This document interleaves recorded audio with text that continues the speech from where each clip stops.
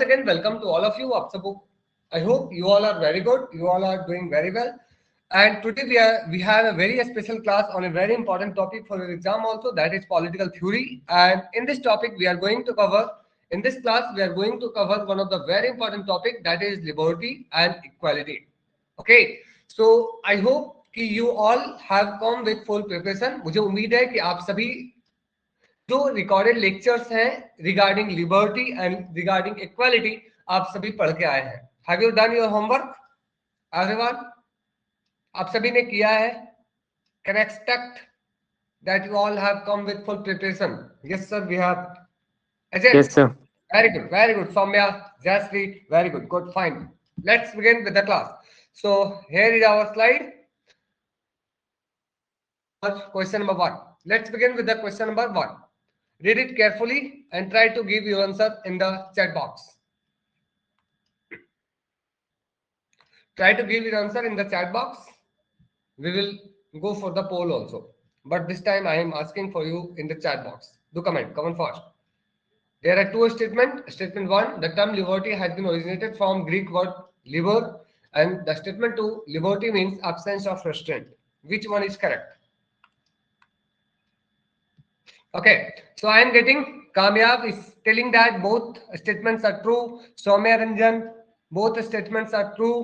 मतलब सर सिर्फ और सिर्फ एक ने, जयश्री ने कहा सर आंसर बी होनी चाहिए, साहस होनी चाहिए.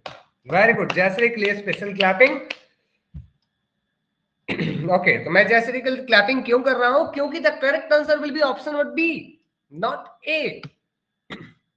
Why? Because the term liberty, ये जो term है आपका liberty, the term liberty is not originated from the Greek word, rather it has been originated from liber. जो शब्द है ये आया है लैटिन शब्द से. यू नो, लैटिन अलग भाषा है, ग्रीक अलग भाषा है. याद है? Is it? Carefully, please keep in your mind. The term liberty has been originated from Latin word Libre, जिसका मतलब होता है एब्सेंस ऑफ रेस्ट्रेंट, जिसका मतलब होता है किसी भी प्रकार के बंधनों का अभाव. मतलब ना, आपने वो गाना सुना है ना किसी ने रोका ना किसी ने टोका, ऐसा करके गाना है, यू नो. तो वही बात है, liberty means I am free. आपने एक टर्म सुना होगा, laissez faire. Have you listen? Laissez faire economics में आता है, पॉलिटिकल साइंस में भी आता है. लिसेज फेयर, लिसेज फेयर का मतलब क्या होता है?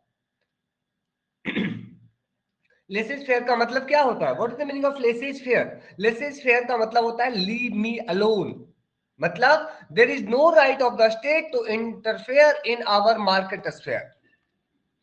मार्केट स्फेयर में सरकार का कोई रोल नहीं होनी चाहिए.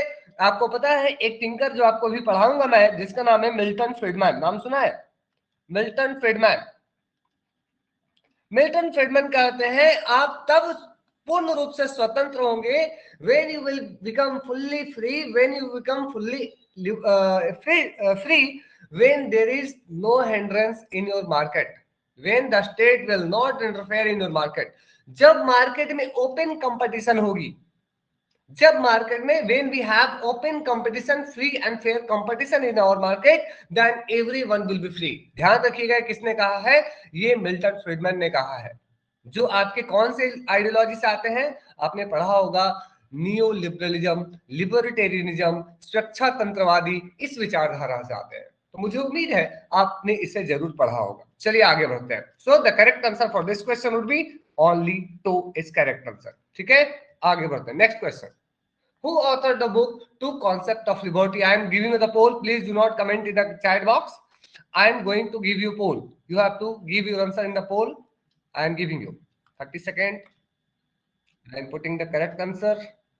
Yes, and this is your poll launching. चलिए दीजिए.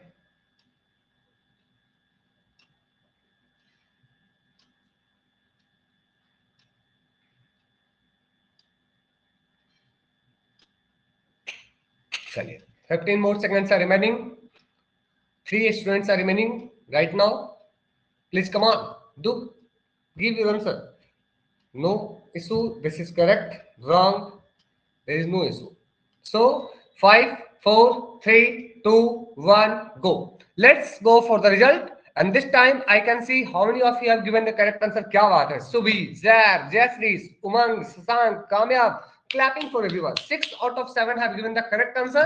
Only एक ने इसका आंसर गलत किया है, बट कोई बात नहीं. ध्यान दीजिएगा, इसका करेक्ट आंसर क्या होगा? Option number B. The correct answer for this question would be option number B is correct answer. ध्यान रखिएगा, इस क्वेश्चन का करेक्ट आंसर है, एक minute please wait, what is happening. इस क्वेश्चन का करेक्ट आंसर होगा ऑप्शन नंबर बी. ओके, ठीक है, तो इसका करेक्ट आंसर हो जाएगा आपका option number B. Let's begin with the next slide.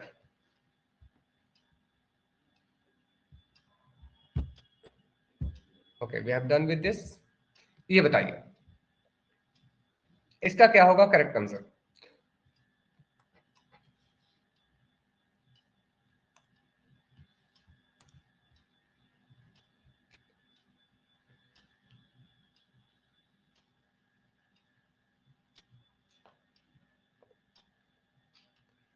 Do comment. Come on. What is the correct answer for this question? I can see that Soumya have given, Jasri have given A, Soumya B, Soumya B, Jar has said Milton Friedman. Okay, Jar, very good. So the correct answer for this question would be, of course, you all are correct, Milton Friedman. इस बात को किसने कहा है? Milton Friedman ने कहा है कि लिबर्टी का मतलब होता है the absence of coercion of a man by his fellow man. ठीक है, तो the correct answer would be option number B. Clapping for all of you, very good. Okay, इसमें से ये बताइए कौन से वो थिंकर है जो नाइट स्टेट को कहते हैं. देखो भैया, जो स्टेट है वो नाइट वॉचमैन है. कौन बताएंगे? स्टेट इज नाइट वॉचमैन, रात्रि प्रहरी, WATC, रात्रि प्रहरी राज्य की बात कौन करते हैं? वो discuss about night watchman state. The answer would B Robert Nozick. Robert Nozick बात करते हैं कि स्टेट जो है वो नाइट वॉचमैन है. ठीक है, ध्यान दीजिएगा यहां से. चलिए आगे बढ़ते हैं, next slide. So we have come with this question. बताइए इसका आंसर क्या होगा? Arrange the following in chronological order. What is the correct chronological order of this question? If you are not going to solve this question, no problem, we will do it. हम इसे बाद में कर लेंगे, ठीक है? We will do it later because this is. But again, try once.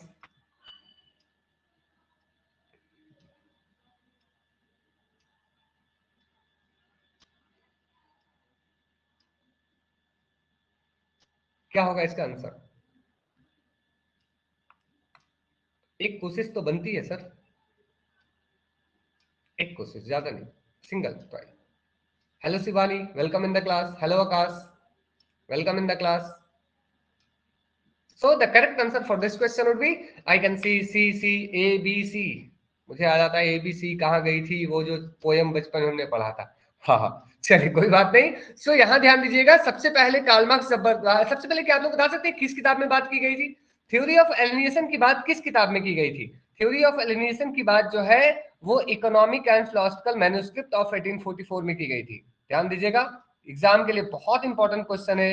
Economic and philosophical manuscript जो किताब है कार्ल मार्क्स की, इस किताब में उन्होंने थ्योरी ऑफ एलिनेशन यानी कि अलगाववाद का सिद्धांत दिया था.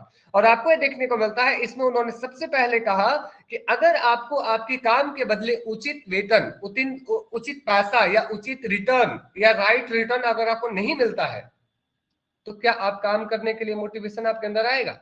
मतलब if I can take one example, अगर शशांक कहीं जॉब लेते हैं, शशांक दिन रात बेचारे पसीना बहा बहा के काम करना शुरू करते हैं और उनको उसके बदले पैसे ही नहीं मिलता, उनको कोई रेस्पेक्ट, कोई वो सम्मान, कोई वो नहीं देता, तो धीरे धीरे क्या करेंगे? Shashank what you will do? सबसे पहले करेंगे भैया क्या जरूरी ज्यादा काम करेगा, छोड़ो थोड़ा बहुत कम करते हैं. मतलब धीरे धीरे सबसे पहले क्या करेंगे, अपना जो काम करने का नेचर था, पहले दिन भर में 10 पेज टाइपिंग करते थे, अब दिन भर में सोचेंगे क्या मतलब 10 पेज करके 15 पेज करेंगे तो कोई अवार्ड थोड़ी ना मिलेगा, तो क्या करेंगे, धीरे धीरे करते करते 10 पेज से 8 पेज, 7 पेज, 6 पेज, धीरे धीरे पता चला ये 5 पेज में दिन भर निपटा दे रहे हैं। ठीक है, सबसे पहले आप अपने काम की नेचर से एलिनेट होना शुरू हो जाते हैं। Will get this. तो सबसे पहले होता है alienation from own product, own work. उसके बाद होता है जो आपकी नेचर थी पहले प्रोडक्टिविटी की, आपकी नेचर थी कि सबके साथ मिलजुल कर रहने की, सबकी नेचर, आपकी नेचर थी थोड़ी सी एक्स्ट्रा एक्टिव होने का, वो कम होते चला जाएगा। फिर अपनी सोसाइटी से आप अलग होते जाएंगे, लास्ट में आप एलिनेशन, आप पहले कुछ और थे, जॉब लेते टाइम आप कुछ और थे, बन गए कुछ और, यानी कि ABCD is the correct answer, A is the correct answer for this question. ठीक है, तो this is theory of alienation, कि आप कैसे धीरे धीरे धीरे धीरे एलिनेट होते हैं खुद के कामों से, जब आप को काम के बदले बेस्ट रिटर्न नहीं मिलता है। आपने पढ़ा है who give the concept of theory of surplus value, who is going to give the answer?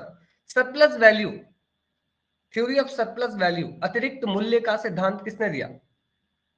अतिरिक्त मूल्य का सिद्धांत, who is given the who has given the notion of concept of अतिरिक्त मूल्य का सिद्धांत?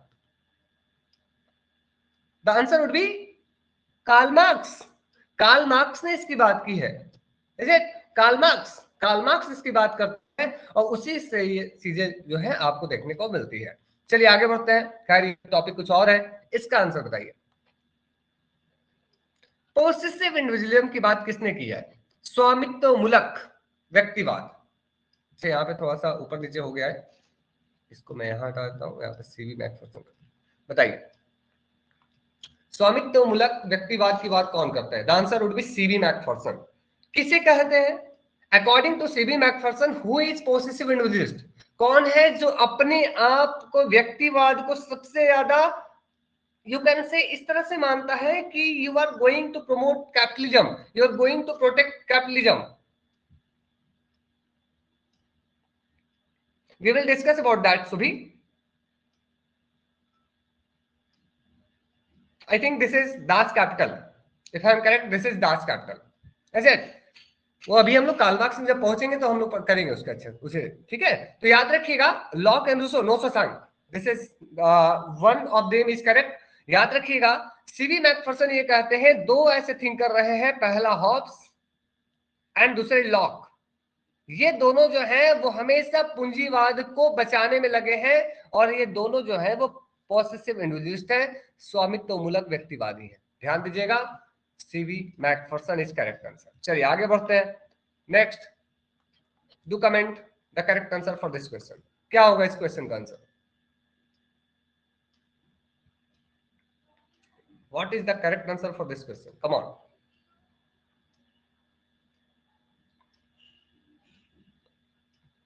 come on everyone, this is your platform, just utilize it. Herbert Marcuse, CB Macpherson, T.S. Green, CB Macpherson, who have made distinction between developmental power and extractive power. Come on.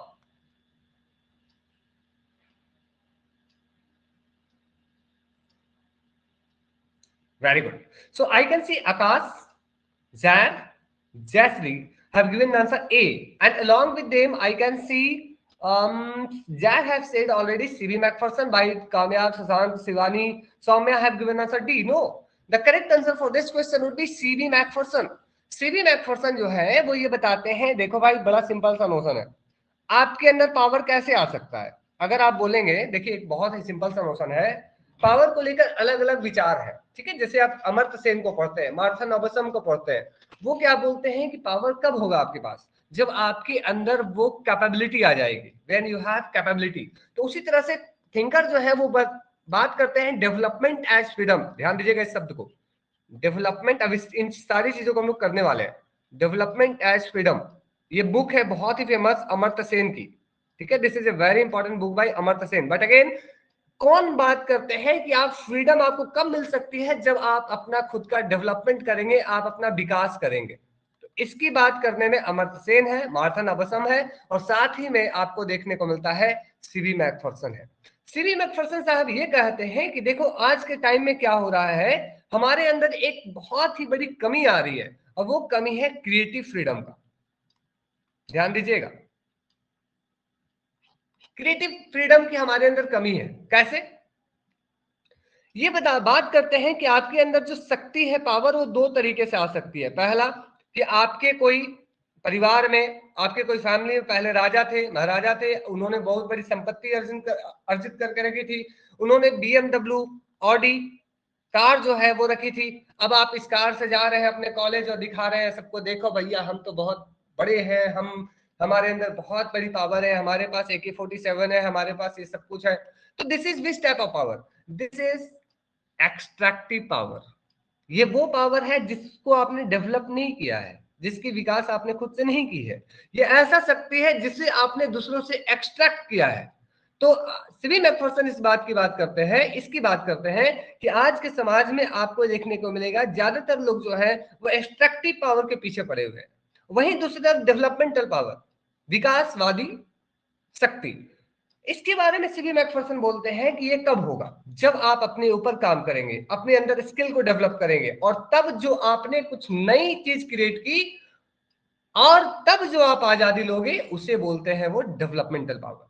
और ये बात करते हैं कि आज के समाज में सबसे ज्यादा कमी है, जिसकी सबसे ज्यादा इवन से सबसे ज्यादा लैक है, कमी है, वो इसी डेवलपमेंटल पावर का है। और हमें इसी डेवलपमेंटल पावर पे काम करना होगा, तब हमें जो आजादी मिलेगी वो क्रिएटिव फ्रीडम होगा।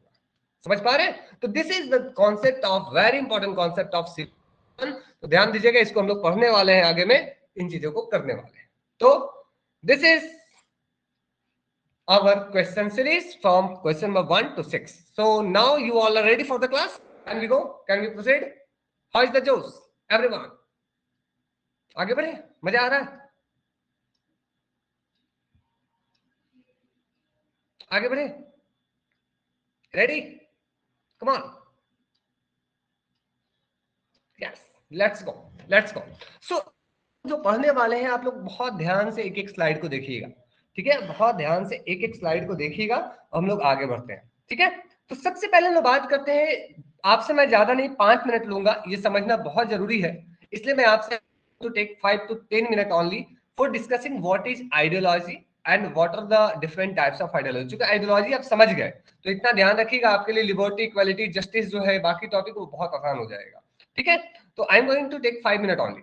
सो व्हाट इज पॉलिटिकल आइडियोलॉजी? अगर मैं आपसे पूछूं कि आपकी विचारधारा क्या है, तो आपकी जो बिलीफ सिस्टम है, आप जिसके बारे में सोचते हैं, आपका जो विश्वास है, आपका जहां मूल्य है, वही आपकी विचारधारा है। हो सकता है आप स्वतंत्रता की बात करते होंगे तो आप लिबरलिस्ट होंगे, हो सकता है आप बहुत ज्यादा समानता की बात करते होंगे, इक्वालिटी की बात करते होंगे, आप इगलिटेरियन होंगे, आप सोशलिस्ट होंगे, हो सकता है आप बहुत ज्यादा प्रो नेशनलिस्ट होंगे, एकदम सर हमारा राष्ट्र बहुत ऊंचा होना चाहिए, हमारा राष्ट्र बहुत आगे जाना चाहिए, हमारा राष्ट्र ही सब कुछ है। तब आप क्या होंगे? फासिस्ट हो सकते हैं, फासिज्म की बात कर सकते हैं। जब आप अपने इंडिविजुअल लिबर्टी की बात ना करके आप बोलेंगे सर पूरे समाज की जो पूरा समाज में जो सोसाइटी है वो इंपॉर्टेंट है, तब आप कम्युनिटेरियन हो सकते हैं। तो चलिए इनकी बात हम थोड़ा थोड़ा आपको एक माइंड मैं आपको दिखाता हूं, बस मुझे 1 मिनट दीजिए, मैं एक नया पेज ओपन कर, मैं चार्ट बना के दिखा दूं।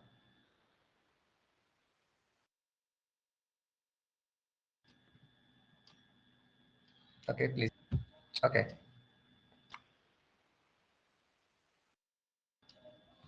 World view, how you view the, हाँ बिल्कुल शशांक, आपको ये दुनिया कैसे दिखती है? आप अगर चश्मा लाल लगाएंगे तो आपको दुनिया लाल दिखेगी, आप चश्मा काला लगाएंगे तो आपको दुनिया काला दिखेगी, आप अगर चश्मा ग्रीन लगाएंगे तो आपको दुनिया ग्रीन दिखेगी। This is ideology. तो चलिए आगे बढ़ते हैं, आइडियोलॉजी, ठीक है? अगर हम आइडियोलॉजी की बात करें और आप अगर देखें तो यहां पे देखिए मैं इंडिविजुअल को रख रहा हूं, ठीक है? और एक तरफ है, यहां पे मैं इंडिविजुअल को रख रहा हूं, इस तरफ है हमारा लिबर्टी, इंडिविजुअल लिबर्टी, और इस तरफ है हमारा ऑथोरिटी, ठीक है? इस तरफ हमारा ऑथोरिटी। तो अगर आप मिडिल में है, एकदम मिडिल में खड़े, तो आप बात कर सकते हैं किसकी? यू कैन से एकदम मिडिल में है। आप अगर हल्का इधर मतलब इस साइड आके अगर बात करेंगे तो आप जब बोलेंगे कि हम इंडिविजुअल हैं, we are individual and we are discussing about individual liberty, मतलब आपसे अगर कोई पूछे कि आपके लिए सबसे ज्यादा इंपॉर्टेंट क्या है, तो आप क्या बोलेंगे? हमारी स्वतंत्रता। हमें नहीं पता, हमें नहीं मतलब है कि समाज में कौन है, कैसा है, खाता है या पीता नहीं है, मुझे नहीं पता। I only demand that is my liberty. मुझे अपनी खुद की स्वतंत्रता, मतलब आपने वो गाना सुना है ना, मेरी मर्जी, मैं चाहे हाँ करूं, मैं चाहे ना करूं, मैं चाहे वो करूं, मैं चाहे वो करूं, मेरी मर्जी। तो वो जो बात है कि एक ऐसी आइडियोलॉजी जो ये बात करती है कि यू आर इंडिविजुअली फ्री, इसे कहा जाता है लिबर्टी, लिबरलिज्म। ठीक है, इस तरह की आइडियोलॉजी जो है वो उसे कहा जाता है लिबरलिज्म। ठीक है, लिबरलिज्म मतलब उदारवाद।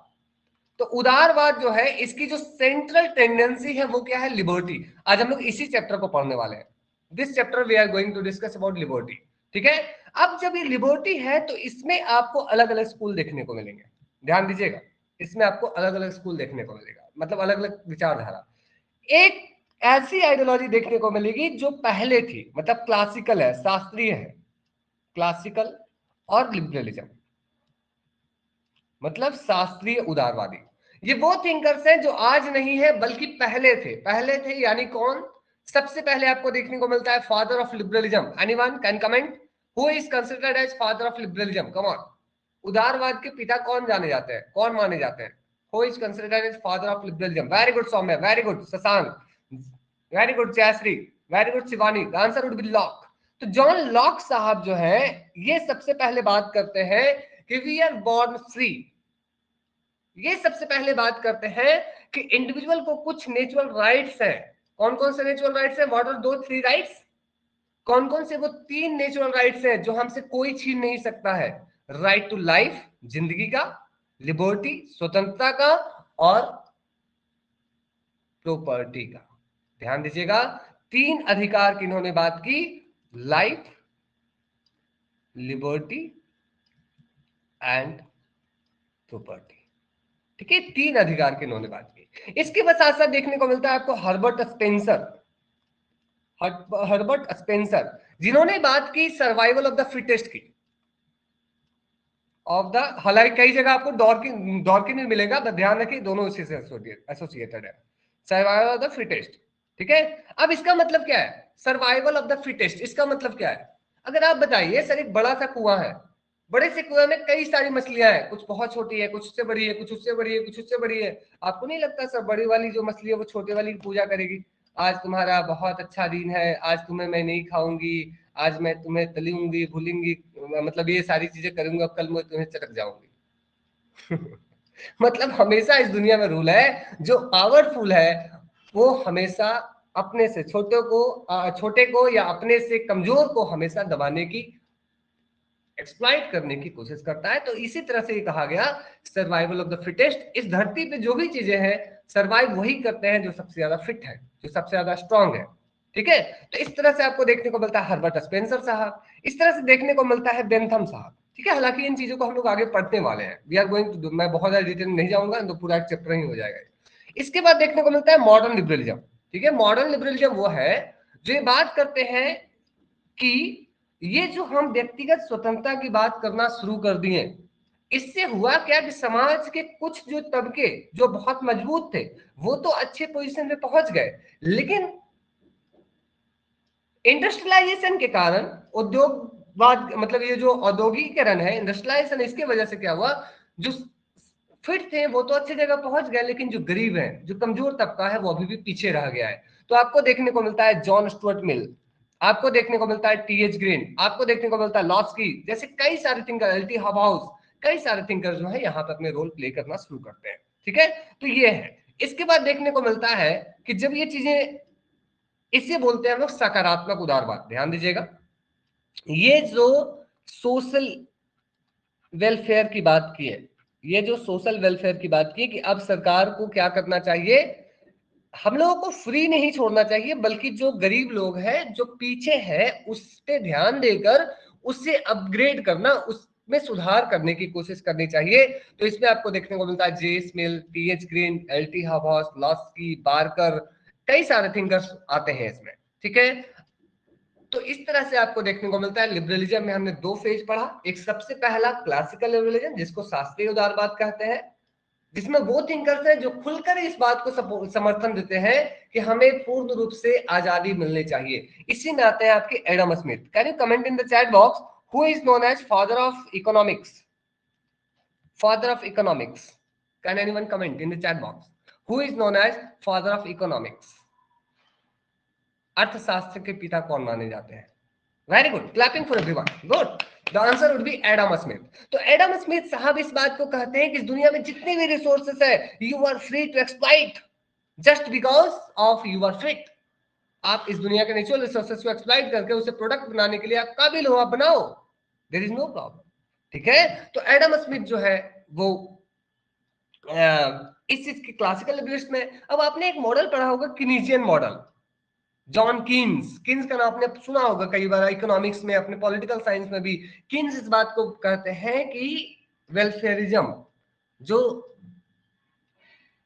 लोक कल्याण की बात होती है वो होनी चाहिए। सरकार को सभी चीजों को फ्री नहीं छोड़नी चाहिए, बल्कि कुछ चीजों पे ध्यान रखनी चाहिए ताकि कोई भूखा न रह जाए, ताकि कोई पीछे न रह जाए।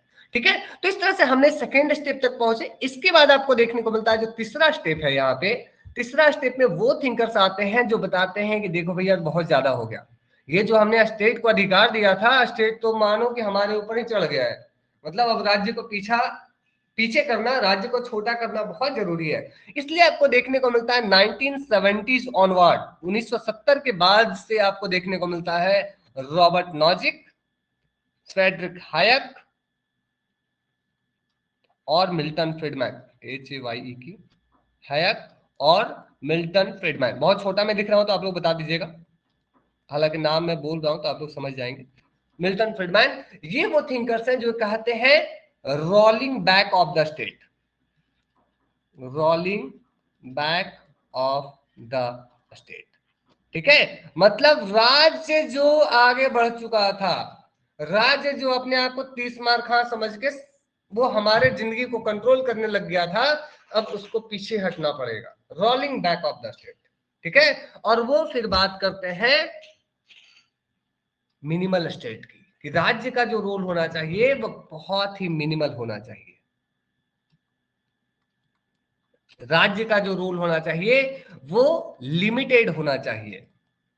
ठीक है, जैसे कि वो हमारे मार्केट में कोई इंटरफेयर ना करे, market should be left free. इसके साथ साथ ये नाइट वॉचमैन की बात करना शुरू कर दिए। तो इस तरह देखने को मिलता है कि जो उदारवादी सिर्फ और सिर्फ ये विचारधारा कि व्यक्ति का सबसे बड़ी जो पूंजी है, हम और आपकी जो सबसे बड़ी इंपॉर्टेंट चीज है वो है उदारवाद, वो है लिबर्टी, माफ कीजिएगा, वो है लिबर्टी, वो है स्वतंत्रता। तो देख रहे उसको लेकर सिर्फ इतने सारे थिंकर्स निकलकर सामने आ गए। ठीक है, अब हम बताते हैं, थोड़ा सा हम पीछे चलते हैं और चलते हैं लिबर्टी को ना मानकर थोड़ा सा सर हम लोग किसको मान लेते हैं, इक्वालिटी को।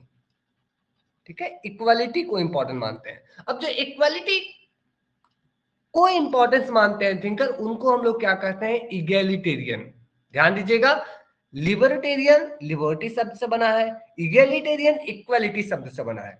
तो वो विचारक या वो थिंकर्स जो ये मानते हैं कि हमारी और आपकी जो सबसे इंपॉर्टेंट है चीज वो लिबर्टी ना होकर इक्वालिटी है, कि हम सभी एक समान है, we all are born free and equal as well. ये जो बात है, जो विचारक या जो थिंकर उन चीजों को मानते हैं उन्हें हम लोग कहते हैं इगैलिटेरियन। अब इसी में देखने को मिलेगा आपको कई सारे यहाँ पे स्कूल आ जाएंगे, जैसे इसी में आपको देखने को मिलेगा सर सोशलिज्म, अब इसी में आपको देखने को मिलेगा liberal social thinker, liberal social thinker. ये कौन माने जाते हैं आपके PYQ है, बताइए।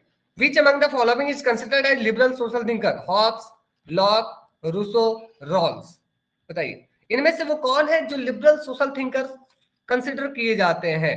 Who among the following is considered as liberal social thinker? Liberal social मतलब उदारवादी समाजवादी थिंकर। आपका PYQ है, CVT PG 2023 में पूछा गया है या 22 में पूछा गया है क्वेश्चन।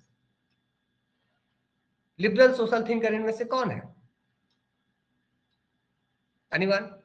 जो आता है बताइए, नहीं आता है तो कोई बात नहीं।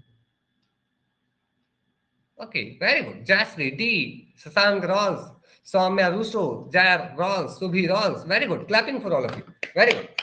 Your participation is appreciated, no matter you are correct और रॉन्ग, बिकॉज जब तक आप मैदान में कूदेंगे नहीं तब तक आप जीतने की कल्पना या हारने की कल्पना नहीं कर सकते। इसलिए मैदान में कूदना जरूरी है, नदी में तैरने सीखने के लिए कूदना जरूरी है, इसलिए प्लीज पार्टिसिपेट। ठीक है, तो इस तरह से आपको देखने को मिलता है कि सर यहाँ पे ये वो थिंकर जो लिबर्टी को इंपॉर्टेंस मानते हुए इक्वलिटी को भी इंपॉर्टेंट मानते हैं, वो आ गए लिबरल सोशल थिंकर में, जिसमें आपको रॉल्स देखने को मिलता है, इसी में आपको सीबी मैकफर्सन देखने को मिलता है।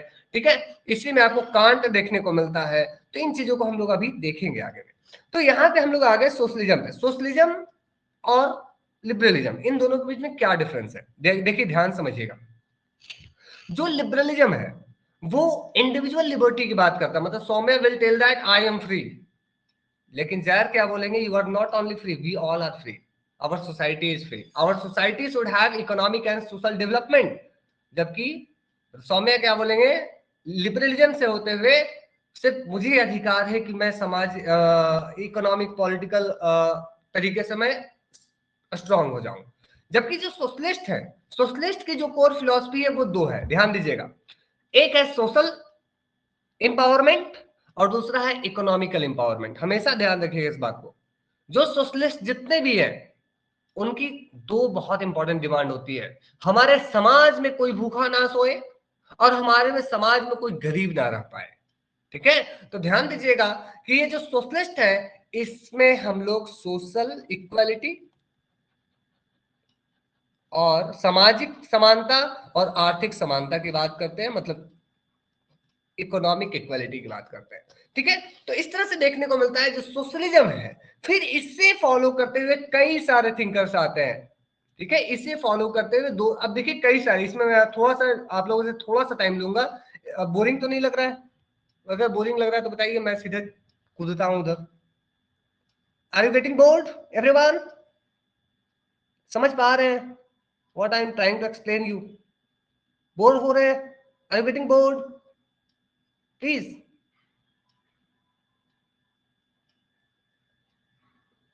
चलिए, ओके फाइन। अगर नहीं समझ में आएगा प्लीज रिमाइंड मी, सर इस तो अब ये जो पोर्शन है मुझे नहीं समझ में आया, I will repeat that 2 time 3 time 10 time, there is no issue. Okay, so let proceed. So आपको देखने को मिलता है कि सर जो सोशलिज्म है, ये जो समाजवाद है, इसे कैसे लाया जाए, how can we establish socialism. अब देखिए मैं आपको यहां समझाता हूं। समाजवाद जो है उसे एस्टेब्लिश करने के दो तरीके हैं। एक, The workers of the world unite, you have nothing to lose but your chains। विश्व के मजदूरों एक हो जाओ, पूंजीवाद को उखाड़ कर फेंक दो, रातों ही रात पूरा क्रांति ला दो, मतलब पूरा का पूरा रेवोल्यूशनरी मार्क्सिज्म, क्रांतिवाद, क्रांतिकारी मार्क्सवाद। आपने पढ़ा होगा इसे अपने सिलेबस में, रेवोल्यूशनरी मार्क्सिज्म। मार्क्सिज्म किस चीज की बात, मार्क्सिस्ट कार्ल मार्क्स किस चीज की बात करते हैं? मार्क्सिज्म क्या है? Marxism is a extreme sociology, sociology माफ कीजिएगा, extreme socialism. Marxism is extreme socialism, जहां पे वो पूरे तरह के किसी भी प्रकार की क्लास को, किसी भी प्रकार के स्टेट को, सबको खत्म कर देने की बात करते हैं। समझ रहे हैं? तो एक तरीका तो यह है कि सर एक काम करो, ये बहुत हो गया कैपिटलिज्म, कैपिटलिज्म ये बहुत हो गए पूंजीवादी लोग, ये बहुत हो गए अमीर अमीर लोग, ये बहुत हमें एक्सप्लॉइट कर दिए, हम सभी एकजुट होते हैं, रातों रात उखाड़ कर फेंक देते हैं और कल से हम लोग एक नई व्यवस्था बना लेंगे जिसका नाम हम लोग देंगे समाजवादी राष्ट्र। समझ रहे हैं? तो ये कार्ल मार्क्स इसकी बात करते हैं, सिंपली कार्ल मार्क्स इसके बारे में बात करते हैं। एक होता है इवोल्यूशनरी सोशलिज्म, विकासवादी राष्ट्र, विकासवादी समाजवाद। विकासवादी समाजवाद क्या बोलेंगे पता है? व्हाट दे विल टेल, समाजवाद अगर आप एस्टेब्लिश करना चाहते हो, आओ सब हम मिलते हैं, धीरे धीरे धीरे धीरे प्रोसेस करते हैं, हम ना अमीर को उखाड़ कर फेंकेंगे, ना गरीब को एक ही बार में रातों रात अमीर बनाएंगे, हम एक प्रोसेस से गुजरेंगे, धीरे धीरे धीरे धीरे समाज में इक्वालिटी को एस्टेब्लिश करेंगे। आपको पता है हमारे देश के पहले प्रधानमंत्री जवाहरलाल नेहरू मिक्स्ड इकोनॉमी को अपनाए थे। हमारे देश के पहले प्रधानमंत्री जवाहरलाल नेहरू ने एक ऐसी फिलॉसफी को अपनाया जो ना तो एक्सट्रीम सोशलिज्म था, ना तो एक्सट्रीम लिबरलिज्म था। इसी की वजह से हम लोग उनको कहते हैं फैबियन सोशलिस्ट। आपको ये पता होगा, फैबियन सोशलिज्म की बात करते हैं। जवाहरलाल नेहरू जिस आइडियोलॉजी को फॉलो करते थे उसका नाम था फैबियन सोशलिज्म। फैबियन सोशलिज्म का मतलब क्या है? Democratic socialism. ध्यान दीजिएगा, इसका मतलब है डेमोक्रेटिक सोशलिज्म। कई सारे इंपॉर्टेंट टर्म्स मैं बार बार रिपीट कर रहा हूं। डेमोक्रेटिक सोशलिज्म, डेमोक्रेटिक सोशलिज्म देखिए कितना सुंदर है। लिबरलिज्म जो है वो क्या बात करता है? हमें लिबर्टी दो। अब बताइए, डेमोक्रेसी आपको लिबर्टी देने की बात करता है, हाँ या ना? यस और नो? अगर आप लोकतंत्र में हो, can you expect democracy to give you liberalism, to give you liberty, to give you your fundamental right of yes sir, what I am I want, I can win? Yes. So the thing what we expect from democracy, this is liberty. ध्यान दीजिएगा, बड़ा important, बड़ा interesting concept है। तो ये जो Fabian socialism है वो किसके आधार पे चला? डेमोक्रेटिक सोशलिज्म पे। अब यहां से डेमोक्रेटिक, चूंकि हमारा नेशन है इसलिए सभी लोग आजाद है। अब चूंकि हमारा देश सोशलिज्म भी है इसलिए हम इक्वालिटी को नहीं छोड़ सकते हैं। जब हमारा सोशलिज्म साथ में आ गया तो हमें लिबर्टी प्लस इक्वलिटी दोनों को साथ साथ लेकर आगे बढ़ना पड़ेगा। We can not leave one alone कि भैया तुम जाओ, हमें मतलब नहीं है, हमें सिर्फ एक को लेकर चलना है। इसलिए आपको देखने को मिलता है हमारा देश लिबर्टी के साथ साथ इक्वलिटी, इन दोनों को जोड़ देता है। समझ रहे हैं? वहीं आप अमेरिका की इमेजिनेशन कीजिए, अमेरिका में आप सिर्फ एक चीज देखने को मिलेगा, वो क्या है? वह है लिबर्टी। भैया हम स्वतंत्र हैं, डोनाल्ड ट्रंप सरकार बनो या ना बनो मुझे मतलब नहीं है, मेरी दुकान खुली है, खुली रहेगी, चलती रहेगी।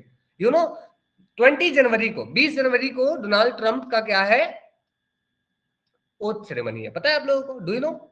पता है आप लोगों को 20 जनवरी को वो अमेरिका के फिर से राष्ट्रपति बनने वाले हैं। अब इसलिए क्या हो रहा है, उनके राष्ट्रपति पद के लिए जो ओथ सेरेमनी होगा उसके लिए भारत से कौन जा रहे हैं? एस जयशंकर साहब जा रहे हैं। मिनिस्ट्री ऑफ एक्सटर्नल अफेयर, ये जो एस जयशंकर साहब है वो जा रहे हैं। अब आपको देखने को मिलेगा कि वहां पे उनकी ओथ सेरेमनी में देखिए कौन लोग ज्यादा रोल प्ले कर रहे हैं। कोई भारत में जैसे सब कुछ सरकार, भारत में सब कुछ प्रेसिडेंट ऑफ इंडिया की तरफ से वो किया जाता है मैनेजमेंट, वहां पे लोग चंदा देते हैं। अब देखिए डोनाल्ड ट्रंप को जिस व्यक्ति के द्वारा सबसे ज्यादा चंदा मिलेगा, डोनाल्ड ट्रंप उसके लिए सबसे ज्यादा काम करेंगे। समझ रहे हैं? मतलब वहां पे व्यवस्था ही अलग है। वहीं आप चाइना की बात कर लीजिए, क्या चाइना में आप अगर ओथ लेने जाएंगे, मतलब आप मतलब वो सी जिनपिंग, तो लोग वहां बहुत चंदा देंगे क्या? लोग वहां डोनेशन देंगे क्या? क्या लोगों का कोई मतलब होगा कि नहीं चलो हम भी उनको एक फूल माला हार पहना देते हैं? नहीं। क्योंकि आपको देखने को मिलता है कि जहां एक तरफ यूएसए में लिबर्टी को प्रमोट किया जाता है, वहीं चाइना या सोशलिस्ट कंट्री, एक्सट्रीम जो मार्क्सिस्ट कंट्री है, वहां पे लिबर्टी नहीं, वहां के लोगों को मुंह को चुप करवा दिया जाता है और वहां सिर्फ एक ही चीज पे ध्यान दिया जाता है, वो है इक्वालिटी, वो है समतावाद, वो है समानता। समझ रहे हैं? मतलब मैं थोड़ा सा बोलने में कंफ्यूज हो गया, मतलब मैं आपको क्लियर समझा दे रहा हूँ। देखिए इस बात को मैं सिर्फ इतना समझाना चाह रहा था कि जब हम भारत में हैं तो यहाँ पे लिबर्टी प्लस इक्वलिटी दोनों है। जब आप अमेरिका में चले जाओगे जो एक्सट्रीम लिबरलिज्म को फॉलो करता है, यहाँ पे आपको लिबर्टी मिलेगा, बहुत एक्सट्रीम टाइप का लिबर्टी, सभी को स्वतंत्रता है। लेकिन जब आप सोशलिस्ट कंट्री में चले जाओगे, सोशलिस्ट मतलब एकदम extreme Marxist country, communist country में, तो यहाँ पे आपको लिबर्टी नहीं मिलेगा बल्कि इक्वलिटी आप मिल सकता है आपको। मैं बस इतना समझाने की कोशिश कर रहा था। I hope you got the point. समझ पाए सभी लोग what I am trying to explain, कि किस जगह पे आपको क्या एक्स्ट्रा देखने को मिलेगा? समझ पाए? यस और नो? नहीं पता? अगर नहीं समझ पाए right no, there is no issue. अगर नहीं समझ पाए right no, I will explain again. ठीक है? तो मैं बस ये समझाने की कोशिश कर रहा हूं, देखिए कैसे आइडियोलॉजी का खेल है। ठीक है? अब आगे बढ़ते हैं तो आपको यहां पे देखने को मिलेगा what you can see here, कि मैं ये समझा रहा था कि जो सोशलिज्म है वो दो तरीके से आ सकता है। तो इस चीज को ध्यान दीजिएगा, एक रेवोल्यूशनरी, एक एवोल्यूशनरी। अब हम लोग आगे चलते हैं, मतलब बैक टू द पेविलियन, और वापस चलते हैं अपने लिबर्टी वाले चैप्टर पे। ठीक है? Thank you for your patience, I hope you enjoyed this. मुझे उम्मीद है आप लोग थोड़ा थोड़ा एंजॉय किए होंगे, बहुत ज्यादा तो नहीं, क्योंकि मैं थोड़ा बोर बोर भी करता हूँ। Okay,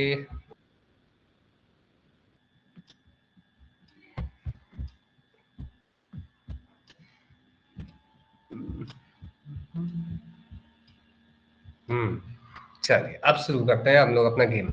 now are you all ready for the class? Doubt है sir? Correct concept of equality is different for socialism and liberalism. Yes of course, liberalist जो है वो उनके लिए इक्वालिटी इंपॉर्टेंट नहीं है, लिबरलिस्ट के लिए इंपॉर्टेंट है लिबर्टी, सोशलिस्ट के लिए इंपॉर्टेंट नॉट लिबर्टी, सोशलिस्ट के लिए इक्वालिटी इंपॉर्टेंट है ज्यादा। देखिए बात शशांक इस बात की है कि आप किसको ज्यादा प्रायोरिटी दे रहे हो।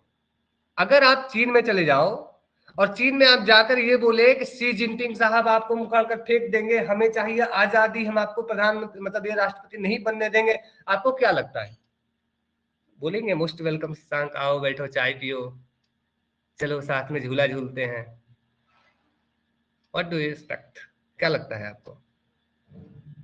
आप अमेरिका में बोल सकते हैं, अमेरिका में आप मतलब ये डिमांड कर सकते हैं, बट वहां पे मैं आपको एक कहानी बताता हूँ। मेरी मैम है, उनकी फ्रेंड जो है चाइना में रिसर्च कर रही थी, तो उन्होंने बताया कि चाइना में कोई बात भी नहीं करता कि शी जिनपिंग क्या करना चाहते हैं, क्या कर रहे हैं, कौन सी पॉलिसी ला रहे हैं, बिकॉज जिसने भी बात किया अगला आदमी उसको बोलेगा अथॉरिटी के पास, दूसरे दिन वो जेल के अंदर होगा। There is clear gap between political and non political. ठीक है, तो बस वही मैं समझाने की कोशिश कर रहा हूँ, क्या लिबर्टी है वहां पे क्या नहीं है। ठीक है, तो now the term is for liberty, याद रखिएगा। तो liberty is freedom from control और restriction, the power of independence, ध्यान दीजिएगा। Liberty is always freedom from the government. अब देखिए हम लोग लिबर्टी की बात करते हैं, आपने कुछ साल पहले देखा होगा कई सारे नारे लगते थे, हमें चाहिए आजादी, किससे? तो वो तो ठीक था, कुछ लोग बोलते थे कैपिटलिज्म सा, जो जो जो लेफ्ट के हैं, मतलब जो वामपंथी होंगे, उनको किस चीज से उनके लिए सबसे बुरी चीज क्या है? पूंजीवाद। तो पूंजीवाद से आजादी की बात करेंगे। ठीक है, तो यहाँ पे हम लोग चूंकि पॉलिटिकल साइंस की बात कर रहे हैं, पॉलिटिकल साइंस में आपके ऊपर सबसे बड़ा रेस्टोरेंट, सबसे बड़ी बाधा कौन डालती है? राज्य डालती है। Is it? राज्य से आजादी की बात हम करते हैं। आगे बढ़ते हैं, देखिए अलग अलग ये स्टेटमेंट्स है, कुछ कुछ लुडविग वॉन माइसेस ने कहा है, बेंजामिन फ्रैंकलिन क्या बोलते हैं, freedom is not a gift bestowed upon us by other man. Freedom कोई ऐसी चीज नहीं है जो किसी मोदी जी ने या कोई बड़े व्यक्ति ने हमें दिया है, but a laws of God and nature, ये एक ऐसी चीज है जो हमें बाय नेचर मिला है, ये बेंजामिन फ्रैंकलिन ने कहा है। ठीक है, तो what is liberty? Liberty means absence of restaurant. Liberty means absence of restaurant in one life. ठीक है, किसी भी प्रकार की बाधाओं का ना होना। अब देखिए रूसो साहब कितने खतरनाक है। तुम्हें लिबर्टी समझाता हूं, यू आर बॉर्न फ्री, आपका इस दुनिया में आना स्वतंत्र हुआ था, लेकिन याद रखना आप इस दुनिया में हमेशा सामाजिक बंधनों से बंधे रहोगे। ठीक है, तो यहाँ पे बहुत ही क्लियर बात कहते हैं, human being were born free and everywhere in chains, जैसे हम सभी अपने अपने जिम्मेदारियों से, अपने अपने समाज से बंधे होते हैं। ठीक है, आगे बढ़ते हैं। अब देखिए कुछ इंपॉर्टेंट स्टेटमेंट्स हैं जो आप याद रख सकते हैं। सीले ने क्या कहा? Liberty is the opposite of over government. ध्यान दीजिएगा, लिबर्टी क्या है? अगर कोई सरकार आपकी फंडामेंटल राइट्स को छीनने लगे, अगर आपको सरकार कोई आपके अधिकार के खिलाफ काम करने लगे, तो एक ऐसी टूल जो आपको ये इंपावर करे, इस बात के लिए इंपावर करे कि आप उनके खिलाफ जा सकते हो, वो क्या है? वो लिबर्टी ही तो है, वो आजादी ही तो है। चाहे वो वाक्य एंड अभिव्यक्ति की स्वतंत्रता, एक्सप्रेशन आर्टिकल नंबर 9, फिर चाहे कोई और हो, ये आजादी ही है।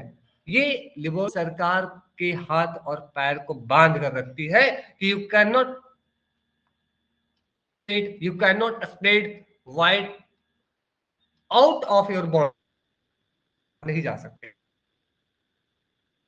क्या कहते हैं? लिबर्टी कॉन्सिस्ट इन जनरल भी, हालांकि इन चीजों को हम लोग एक करके भी हम समझेंगे। ठीक है, रखिएगा एक लॉजिक थिंकर है, लॉस्की ने बड़ा इंपॉर्टेंट स्टेटमेंट दिया है। मेरी आवाज कट रही है क्या? बताइए, उमंग, जैर, सुभी, शिवानी, शशांक, कामयाब, is my voice is cracking? हो सकता है आपकी साइड से कट रही है। अच्छा, तो गड़बड़ है।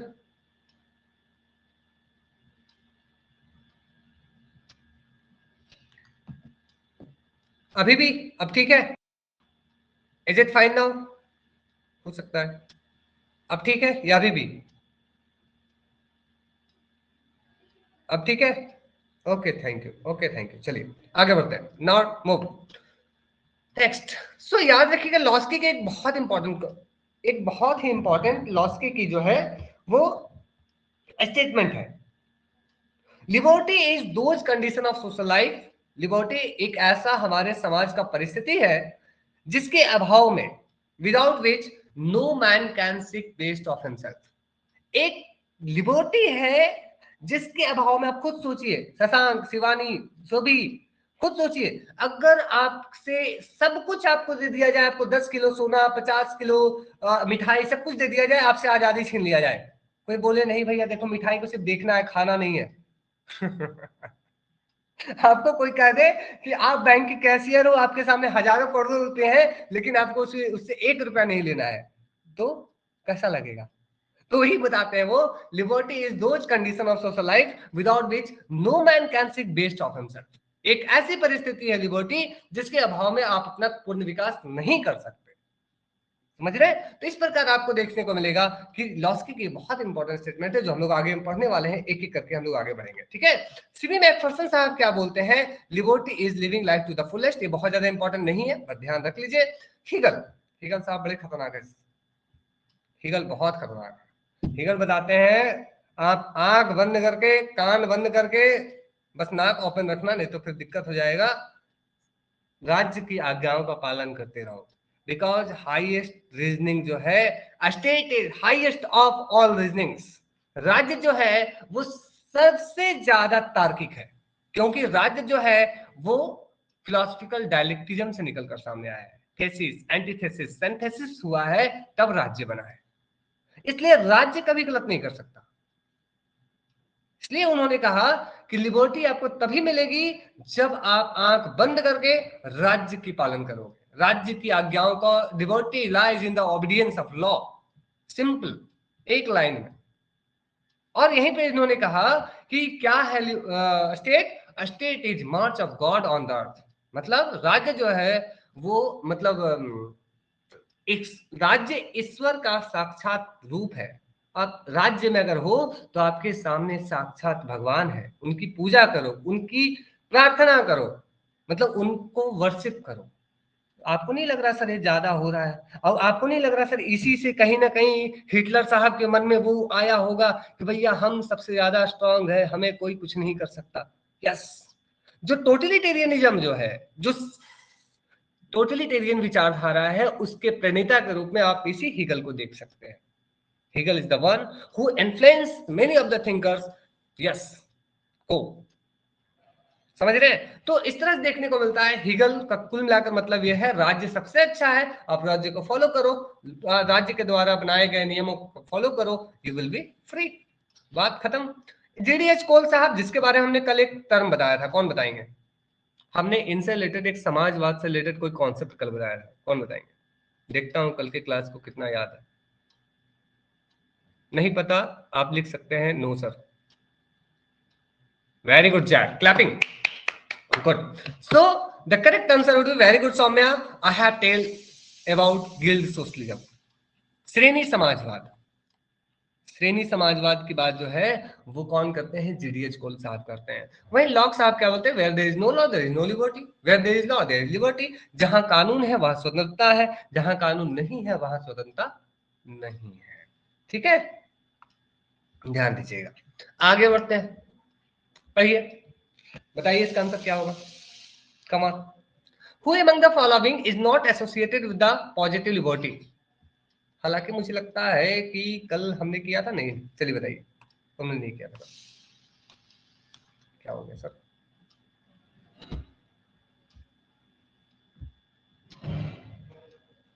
Please wait.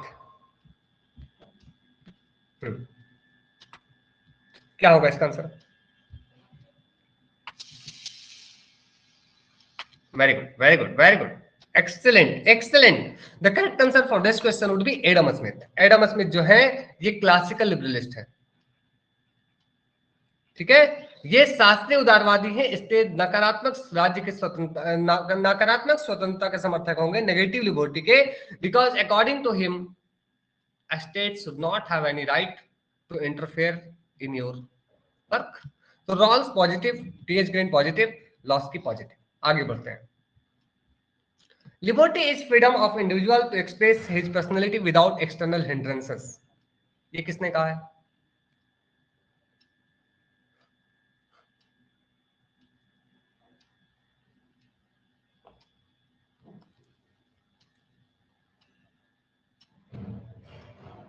anyone?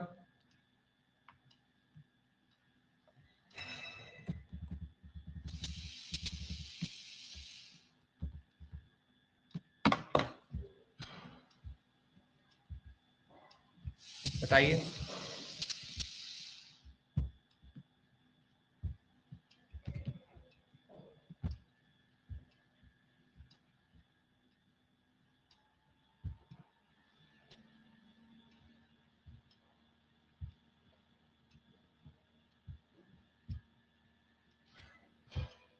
Very good very good very good very good. The correct answer for this question would be G D H Cole. ठीक है, इस क्वेश्चन का करेक्ट आंसर होगा जीडीएच कोल साहब है। हाँ आकाश, जीडीएच कोल साहब है सर, और कोई नहीं। ठीक है, जीडीएच कोल। चलिए आगे बढ़ते हैं नेक्स्ट। अब आप लोग तैयार हो जाइएगा एक नए जर्नी के लिए। स्टेट हिंड्रेंसेस, द हिंड्रेंसेस, हाँ बिल्कुल, वो टीएच ग्रीन की है, उसके बारे में बात करते हैं अभी सुबह। I am going to discuss that, please wait.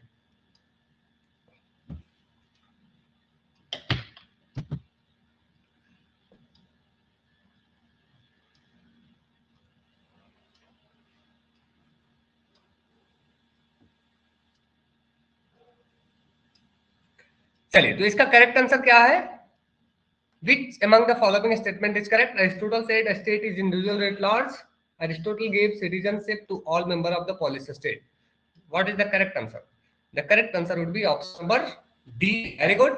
None of the above, because ये statement जो है वो प्लेटो साहब की है, फादर ऑफ पॉलिटिकल फिलॉसफी, और ये जो है वो सबको नहीं देते हैं, बल्कि सिर्फ यंग मेल को देते हैं। ना ओल्ड को देते हैं, ना बच्चे को देते हैं, ना एलियन को देते हैं, ना आपकी वुमेन को देते हैं, ना ओल्ड को, किसी को नहीं देते हैं। ठीक है, ध्यान रखिएगा। चलिए आगे बढ़ते हैं। अब सुभी ने एक बड़ा इंपॉर्टेंट स्टेटमेंट यहाँ पे लिखा है। सुभी, आपने लिखा है हमारे जीवन में, हमारे विकास में आने वाली बाधाओं में राज्य बाधा बनता है। मतलब स्टेट क्या करता है? What state do? State hinder those hindrances which hinder our development. राज्य हमारे जीवन के विकास में आने वाली बाधाओं में बाधा उत्पन्न करता है। ध्यान से सुनिएगा, राज्य जो है, स्टेट जो है, हमारे विकास में आने वाली बाधाओं में, हमारे विकास में, हमारे डेवलपमेंट में जो भी हिंड्रेंसेस आ रहे हैं, उन हिंड्रेंसेस को, उन बाधाओं में बाधा उत्पन्न करना राज्य का काम है। ये टीएच ग्रीन ने कहा था। ध्यान रखिएगा, बहुत इंपॉर्टेंट स्टेटमेंट है, कई बार पूछा जा चुका एग्जाम में और पूछा जाएगा आगे भी, इसके लिए तैयार रहिएगा। चलिए, अब which of the following freedom was not mentioned in the Atlantic Charter 1941? बताइए इसका answer. What is the correct answer for this question?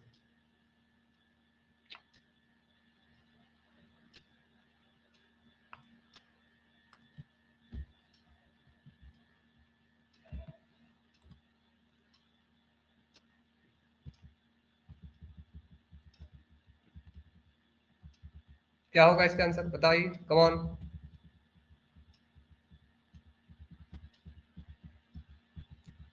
चलिए, very good. So the correct answer for this question would be, what is the correct answer? Option number C, freedom of state नहीं था। Freedom of speech, worship, want, और एक और था freedom from fear, डर से स्वतंत्रता। ठीक है, डर से स्वतंत्रता की बात जो है वो की गई थी। सो इस बात को ध्यान दीजिएगा। The correct answer would be option number C. चलिए आगे बढ़ते हैं, एक और question. Who stated that liberty is opposite of over government? Liberty जो है वो अति शासन का विरोधी है। What is the correct answer?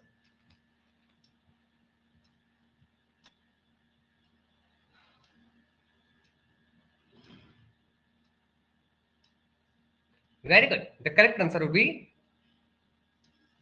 सिले। गाना सुना है ना, सीला सीला की जवानी, तो इसे याद रखिए, सिले। ठीक है, अब एक चीज ध्यान रखिएगा, power corrupts but absolute power corrupts absolutely. ये किसने कहा है? Power corrupts but absolute power corrupt absolutely, ये किसने कहा है? Who stated that शक्ति आपको भ्रष्ट करती है और अति शासन, जो मतलब अति पावर है, ओवर पावर है, वो आपको ज्यादा भ्रष्ट करती है।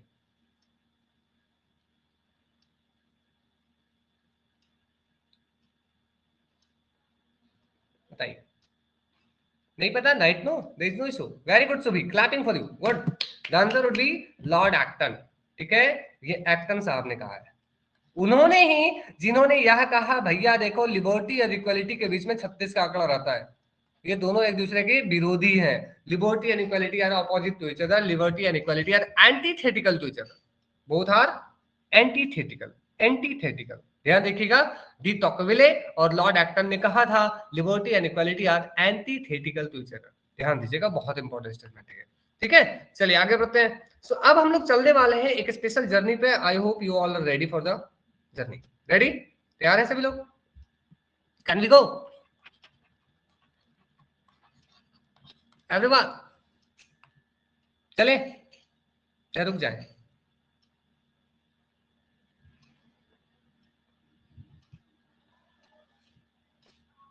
चलिए आगे बढ़ते हैं। ओके, सो हम लोग करने वाले हैं टाइप्स ऑफ लिबर्टी। देखिए बहुत इंपॉर्टेंट होने वाला है, इसलिए ध्यान सुनिएगा।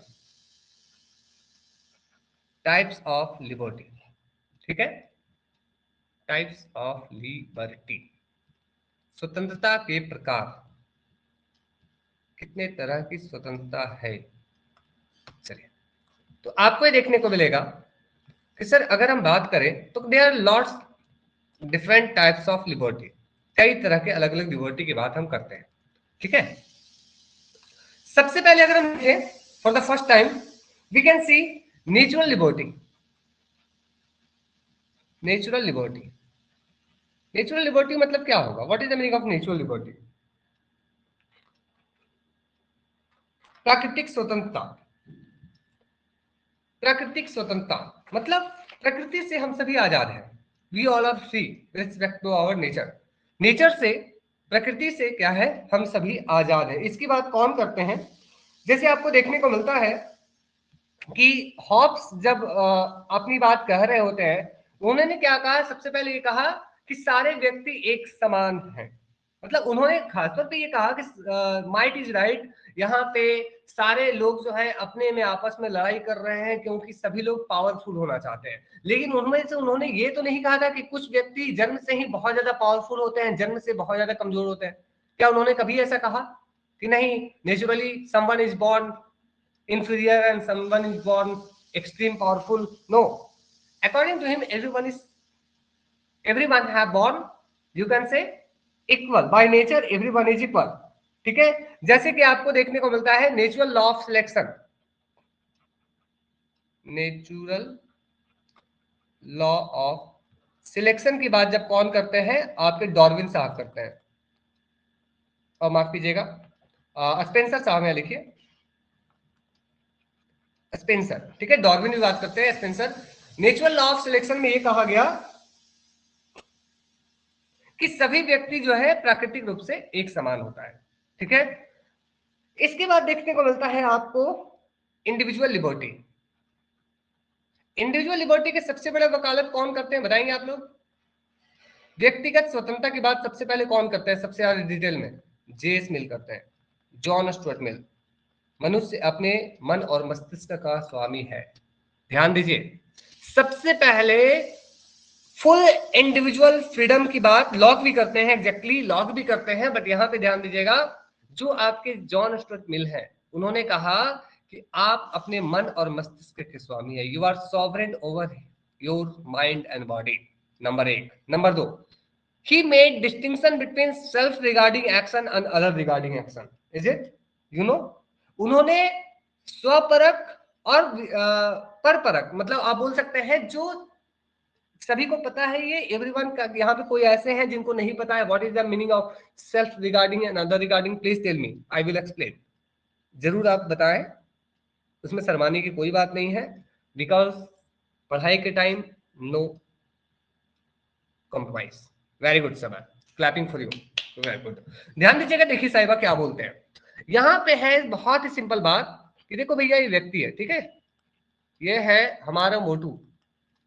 अब ये जो मोटू है वो अपने बंद कमरे में, अपने बंद कमरे में चाहे कुछ भी करे, चाहे ये शराब पिए, चाहे वो खेले, चाहे कूदे, चाहे सोए, चाहे कुछ भी करे, he is fully free to do with his mind and body। मतलब ये जो वो सारे काम जो सिर्फ इससे रिलेटेड है, वो सिर्फ ये करने के लिए पूरी तरह से फ्री है। वहीं अगर ये जाए कुंभ मेले में, यू नो अभी कुंभ का मेला लगा हुआ है, ये जाए कुंभ का मेले में और बोले सर हम तो 2-4 डंडा लेके एकदम डांस करेंगे लेफ्ट राइट करके, चाहे उससे किसी का नाक टूटे, चाहे किसी का कान टूटे, हमें मेरी मर्जी, तो आपको क्या लगता है यहाँ पे पुलिस वाले इनकी स्वागत करेंगे? भैया आपका स्वैग से करेंगे सबका स्वागत, क्या लगता है आपको? सबसे पहले इनको पकड़ के जेल में डालेंगे, जाओ अंदर तुम, बहुत हो गया तेरा डांस। समझ रहे? तो कहने का मतलब क्या है, जेस मिल क्लियर इस बात को कहते हैं, वो सारे वर्क, वो सारे कार्य जो सिर्फ आपसे रिलेटेड है, जो सिर्फ जिसका इफेक्ट सिर्फ और सिर्फ आपके ऊपर पड़ेगा, you are fully free to that particular work. लेकिन वो काम जिससे किसी और को नुकसान हो सकता है, चाहे वो एक व्यक्ति ही क्यों ना हो, अगर उसका नुकसान होता है तो आप उस काम को नहीं कर सकते हैं, यू कैन नॉट डू। इसलिए उन्होंने कहा what is self regarding and what is other regarding. समझ रहे? तो यहीं पे आपको देखने को मिलता है हार्म प्रिंसिपल। सुना है कभी? एग्जाम में डायरेक्टली पूछ लिया जाता है, बताओ भैया किसने दिया हार्म प्रिंसिपल का आइडिया? ऐसे तो वो सारे काम जिससे दूसरे का नुकसान हो सकता है, you are not free to do that particular work. ठीक है, क्लियर? अब समझ में आया what is self regarding, what is other regarding, किसने बात की, और इससे जुड़ा हुआ जो हार्म प्रिंसिपल है वो क्या है। मतलब you are not free to do that particular work that can harm other. आप उस काम को नहीं कर सकते जिससे किसी का नुकसान हो सकता है। क्लियर? एक लाइन में। चलिए आगे बढ़ते हैं। सो यहाँ पे हमने एक बात की व्यक्तिगत स्वतंत्रता के बाद, इंडिविजुअल लिबर्टी के बाद। नेक्स्ट आपको देखने को मिलता है सिविल लिबर्टी। सिविल लिबर्टी का मतलब क्या है? नागरिक स्वतंत्रता। नागरिक स्वतंत्रता, आप एक नागरिक हो, ठीक है, नागरिक स्वतंत्रता, सिविल लिबर्टी, आप एक नागरिक हो, नागरिक होने के नाते आपको जो अधिकार मिले हो, आप मतलब आप उससे रिलेटेड जो आपकी फ्रीडम हो, इसके साथ साथ पॉलिटिकल फ्रीडम हो सकती है, जैसे आपको वोट देने का अधिकार, चुनाव लड़ने का अधिकार, सरकार की आलोचना करने का अधिकार। ठीक है, मैं आपसे एक स्टेटमेंट पूछ रहा हूं, किसने कहा है मैं आपके विचारों से असहमत हो सकता हूं? There can be possibility that I do not agree with your thought, but I will respect your thought until my death. मैं मरते दम तक आपकी विचारों की रक्षा करूंगा। एनीवन? ये हो सकता है कि मैं आपके विचारों से सहमत ना हूं, लेकिन मैं मरते दम तक आपके विचारों को रिस्पेक्ट करूंगा, मतलब आपके विचारों को मैं रक्षा करूंगा। ये किसने कहा है? नेहरू ना। This is a very important statement and many times this question has been asked, बहुत बार ये पूछा गया है। This is given by Voltaire. ध्यान दीजिएगा, मैं नाम यहाँ पे लिख रहा हूं। वोल्टायर की बहुत इंपॉर्टेंट स्टेटमेंट है, there can be possibility I do not agree with your thought but I will respect and save your thought until my death. मैं मरते दम तक आपकी विचारों की रक्षा करूंगा। इसलिए ध्यान दीजिएगा। अब इसी से जुड़ा हुआ एक और बात है, ध्यान दीजिएगा, इसी से जुड़ा हुआ एक और बात है, जो आपके जेस मिल है। जेस मिल क्या बोलते हैं, अगर 99 व्यक्ति एक तरफ हो जाए और एक व्यक्ति अगर एक तरफ हो जाए, मैं उस एक व्यक्ति की आवाज की रक्षा करूंगा। मतलब आपकी अधिकार नहीं हो सकती कि आप किसी भी एक व्यक्ति की आवाज भी आप दबा सकते हो। everyone have full right, full freedom full freedom of thought and expression। याद रखिएगा, बहुत खतरनाक तरीके से इस बात को कहा गया कि हर व्यक्ति को पूर्ण रूप से बोलने, वाक्य एवं अभिव्यक्ति की आजादी, liberty of thought and expression की बात कौन करते हैं? तो ये जे स्मिल करते हैं। याद रहेगा?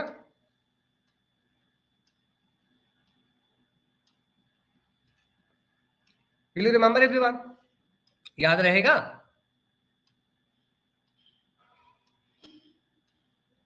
याद रहेगा? अब मैं आपको एक स्टेटमेंट दे रहा हूं, ध्यान दीजिएगा, बहुत ध्यान से सुनिएगा। आपने अक्सर इस स्टेटमेंट को सुना होगा, dissatisfied Socrates is better than satisfied pig. किसने कहा है? Dissatisfied Socrates is better than satisfied pig. Plato? ना, मिल। ओके, बाकी लोग बताएं जल्दी से, कम ऑन फास्ट। एक असंतुष्ट सुकरात, एक संतुष्ट सुअर से बेहतर एक असंतुष्ट सुकरात है। क्वालिटी ऑफ प्लेजर की बात की जा रही है, ध्यान दीजिएगा। This is J S Mill. Very good, clapping for Subhi, जैर एंड सौम्या। वेरी गुड, क्या बात है, बहुत अच्छा। सो इस बात को कहने के पीछे क्या था कि वो जो एक व्यक्ति है अकेले लड़ रहा है पूरे एथेंस से, उसके अंदर जो क्वालिटी ऑफ थॉट था वो कहीं बेहतर था वो जो 30 टायरेंट्स थे उनसे, जिससे वो लड़ रहे थे एथेंस में। 30 टायरेंट्स क्या है? आप लोगों ने अगर पढ़ा होगा वेस्टर्न पॉलिटिकल थॉट तो आपको पता होगा कि जो वहां पे ड्यूरिंग सोक्रेट को जो विषपान कराया गया था, वहां के जो क्रूर 30 शासक थे उनके द्वारा करवाया गया था, जिसके बारे में प्लेटो ने किताब लिखा है क्रीटो। तो आपको यहाँ पे देखने को मिलता है what you can see here कि सिर्फ कितना खतरनाक तरीके से पॉलिटिकल राइट की बात जे स्मिल करते हैं, फ्रीडम ऑफ थॉट, एक्सप्रेशन, इसकी बात वो कर रहे होते हैं। ठीक है, आगे बढ़ते हैं, ज्यादा तो नहीं हो रहा है। नेक्स्ट है इकोनॉमिक लिबर्टी। ठीक है, बहुत सारी चीजें हैं। इकोनॉमिक लिबर्टी, ठीक है, इकोनॉमिक लिबर्टी। इकोनॉमिक लिबर्टी मतलब सिंपल सी बात है कि आपको पैसे कमाने की आजादी, you have freedom to earn money. ठीक है, अब इसके दो तरीके की चीज है, देखिए यहां पे आर्थिक स्वतंत्रता जो है ये दो तरीके की हो सकती है, ध्यान दीजिएगा। एक हो सकता है जो जिसे हम लोग बोले नकारात्मक या नेगेटिव कैपिटलिज्म। ध्यान दीजिएगा यहां पे, जो राज्य के रोल को लिमिट करे, जो राज्य की रोल को लिमिट करे उसे हम लोग क्या बोलते हैं? Negative liberty. जो राज्य को छोटा करने के प्रयास करता है उसे हम लोग क्या बोलते हैं? नकारात्मक राज्य। जिसे जो राज्य को लिमिटेड करने की बात करता है उसे हम लोग क्या बोलते हैं? Negative state. ये तो आप लोगों को पता होगा। तो जो इकोनॉमिक लिबर्टी में, इकोनॉमिक एक्टिविटीज में राज्य को एकदम सीमित करने की बात करता है उसे कहा जाता है नेगेटिव कैपिटलिज्म। और वहीं जो राज्य के रोल को बड़ा करता है, राज्य के रोल को जो बड़ा करता है उसे बोला जाता है पॉजिटिव वेलफेयर स्टेट। ये बहुत ही कॉन्सेप्चुअल चीज है, पॉजिटिव वेलफेयर स्टेट। मतलब वेलफेयर स्टेट जो है यहाँ पे राज्य का रोल बड़ा हो जाता है और कैपिटलिज्म में राज्य का रोल कम हो जाता है। आपने सुना होगा अक्सर, मोदी जी बहुत फेमस इस बात को कहते हैं, मिनिमम गवर्नमेंट मैक्सिमम गवर्नेंस। सुना है? अक्सर इस बात को कहा जाता है मिनिमम गवर्नमेंट, सरकार कम से कम हस्तक्षेप करे, ज्यादा से ज्यादा गवर्नेंस हो, जो सुशासन है वो ज्यादा से ज्यादा हो, कम से कम सरकार जो है आपकी चीजों में हस्तक्षेप करे ताकि मार्केट में कंपटीशन बढ़े। तो ये जो है ये बताइए किस तरफ से है? ये कैपिटलिज्म की तरफ है या तो ये सोशलिज्म की तरफ है? कम ऑन, देखते हैं आप लोग कितना समझ पाए। ये किस तरह की विचारधारा है? कैपिटलिस्टिक और socialistic. Minimum government maximum government, सरकार कम से कम हस्तक्षेप करे। बताइए, कम ऑन, सरकार को लिमिट करने की बात की जा रही है। ये पॉजिटिव स्टेट है या नेगेटिव स्टेट है?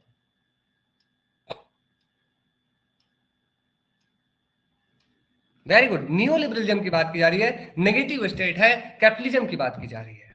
I hope you all are getting the point. समझ पा रहे हैं ना?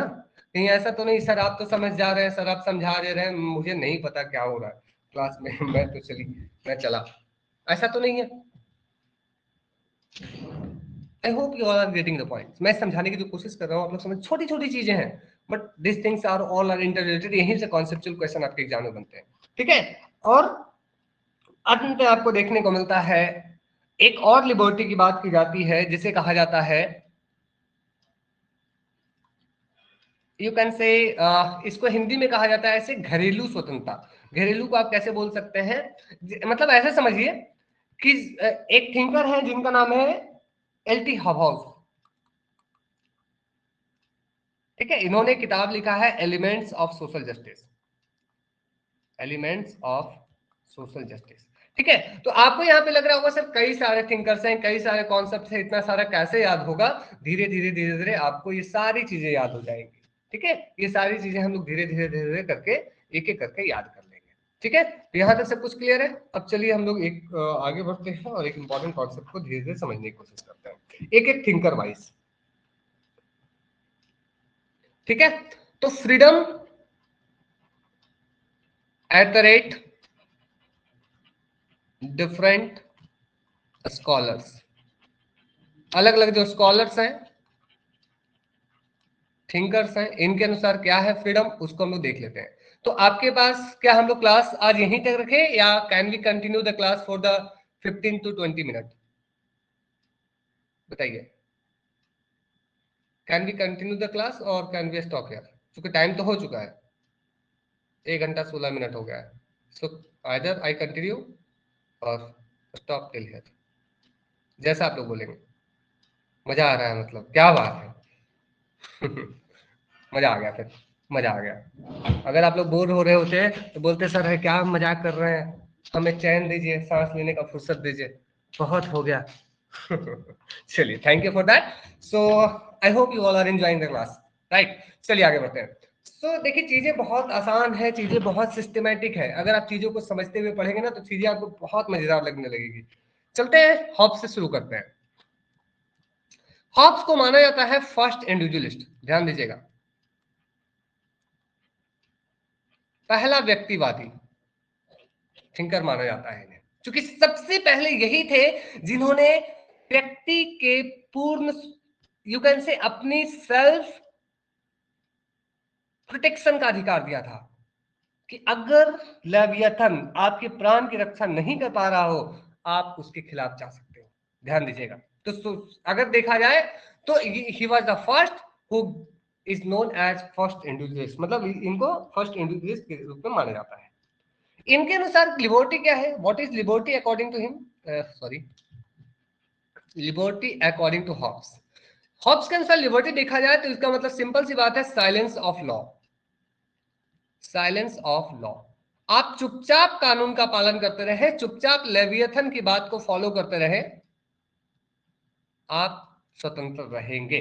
जैसे ही आप लेफ्ट राइट करके इधर उधर भागने की कोशिश करेंगे, लेवियथन आपको मारेगा एक हथौड़ा। समझ रहे हैं। So the thing is absence of freedom as silence of laws, ध्यान दीजिएगा।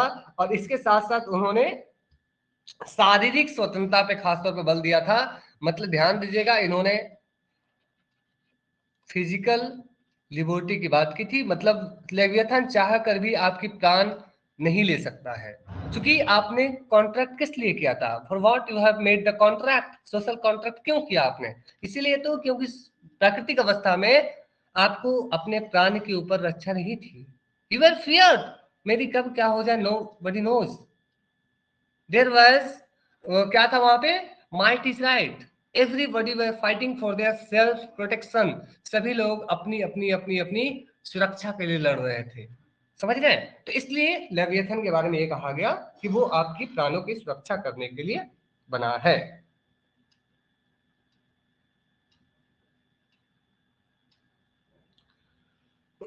ध्यान रखिएगा इस बात को। और साथ में किस लिबर्टी से बिलोंग करेंगे, नेगेटिव लिबर्टी से बिलोंग करेंगे, ध्यान दीजिएगा।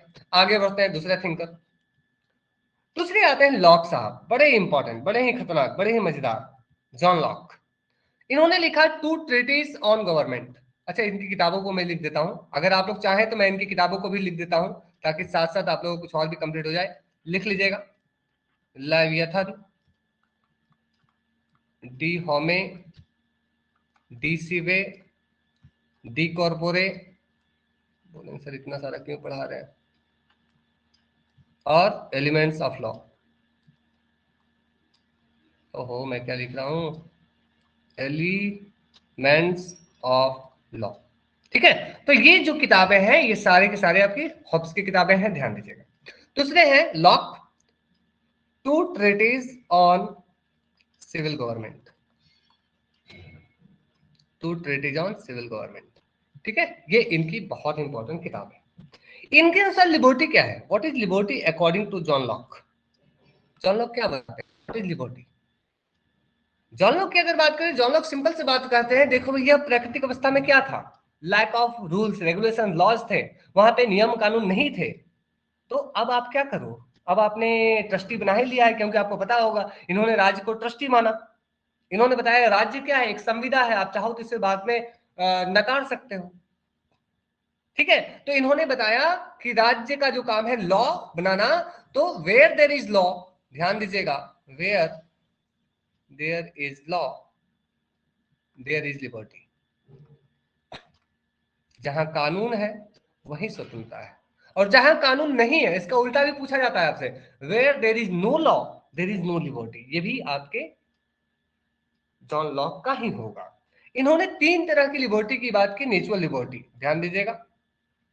नेचुरल लिबर्टी वो लिबर्टी है जो आपको हमेशा से मिला है, and nobody can take out from your you, कोई इससे आप इसको आपसे छीन नहीं सकता है। ठीक है, nobody can take it from you. This is liberty, liberty of life, मतलब sorry, freedom of life, liberty and property. ठीक है, फ्रीडम ऑफ, यहां लिख लीजिएगा, freedom of life, liberty and property, जीवन जीने का अधिकार, स्वतंत्रता का अधिकार और संपत्ति का अधिकार। ये तीन ऐसे अधिकार हैं जो आपसे कोई छीन नहीं सकता। मेरी आवाज जा रही है, everything is fine, are you all getting the point. ऐसा तो नहीं मैं लैपटॉप से बात कर रहा हूं और आवाज ही नहीं जा रही है।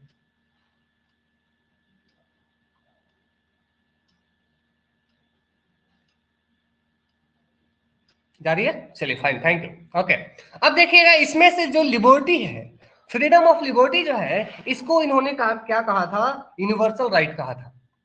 ध्यान दीजिएगा, ये जो हमारा लिबर्टी है, फ्रीडम ऑफ लिबर्टी जो है, स्वतंत्रता का जो अधिकार है, ये यूनिवर्सल राइट है। Right to life, freedom of, यहां पे लिख लीजिएगा, right to life, liberty, natural right था, माफ कीजिएगा आप लोग, यहाँ पे नेचुरल राइट, तीन प्राकृतिक अधिकार, प्राकृतिक अधिकार, आपको तीन प्राकृतिक अधिकार मिले थे, right to life, right to life, liberty and property. ध्यान दीजिएगा, जिसमें से लिबर्टी को इन्होंने कहा दिस इज यूनिवर्सल राइट। ठीक है, इस बात को ध्यान दीजिएगा। अब चलते हैं लोग अगले थिंकर की तरफ बढ़े। Can we move for the next thinker. ऐसे ऐसे आप लोग करेंगे तो थोड़ी थोड़ी थोड़ी चीजें हैं, याद हो जाएगा। आगे बढ़े,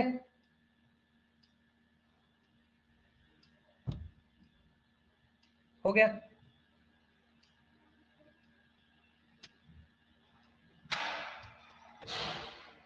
आगे बढ़े,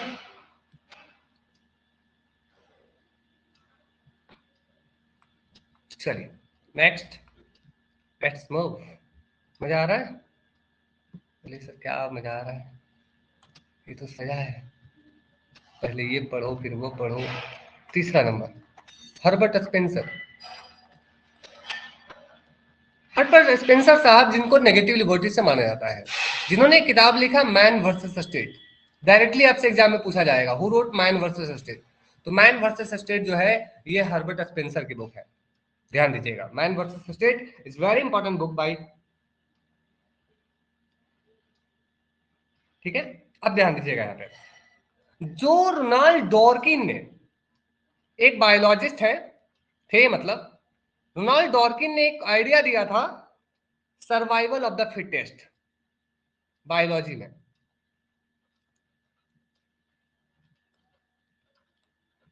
सर्वाइवल ऑफ द फिटेस्ट का जो कॉन्सेप्ट था, उसे हर्बर्ट स्पेंसर ने क्या किया, सोशल साइंस में लागू कर दिया। सोशल साइंस में लागू करने का जो श्रेय है वो किसे जाता है, हर्बर्ट स्पेंसर को जाता है। ध्यान दीजिएगा, Herbert Spencer utilize the concept of notion of idea of survival of the fittest in social science in social sphere, इसलिए इस चीज को ध्यान दीजिएगा।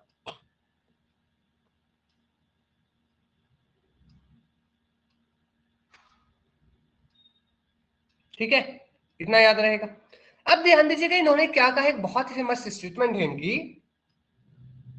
इन्होंने कहा राज्य इसलिए अवेलेबल है, state is existing because there is crime with in the state. जिस दिन राज्य से क्राइम खत्म हो जाएगा उस दिन राज्य का अस्तित्व नहीं रहेगा। State is existing because there is crime with in the state. Simple सी बात है, राज्य इसलिए विद्यमान है क्योंकि राज्य में क्या है, क्राइम अवेलेबल है। समझ गए? तो इस बात को ध्यान दीजिएगा, बहुत फेमस स्टेटमेंट है। चलिए आगे बढ़ते हैं, बात खत्म। इतना ज्यादा मैं नहीं बताऊंगा, ज्यादा बताऊंगा तो फिर दिक्कत हो जाएगा, इसलिए नहीं, क्योंकि आप लोग याद नहीं कर पाएंगे, वो ज्यादा जरूरत नहीं है। ठीक है, नेक्स्ट है आपके Adam Smith. Adam Smith, Adam Smith साहब जो है, इन्होंने किताब लिखा बहुत इंपॉर्टेंट, वेल्थ ऑफ नेशन।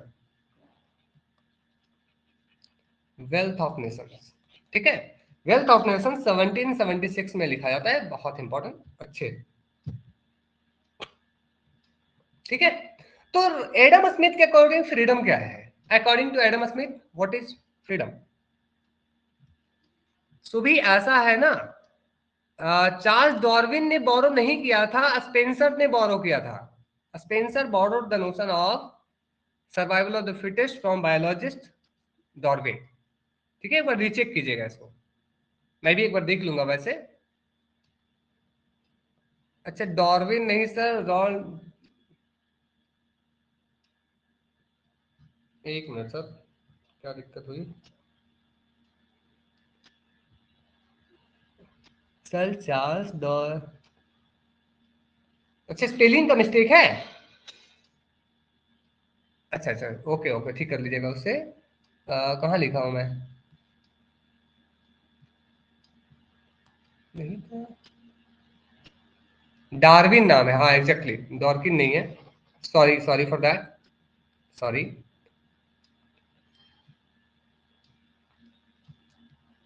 ये जो है आपके, वो है आपके डार्विन साहब, एग्जैक्टली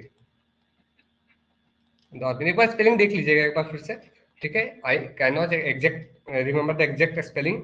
वेरी गुड सोवी, डॉर्विन नाम है उनका, एग्जैक्टली डॉर्विन है, डॉर्किन नहीं है, डॉर्विन है। चलिए ठीक है, ठीक है, बायोलॉजिस्ट है। डॉर्किन कोई और है, वो पॉलिटिकल साइंस में है, आई कैन से।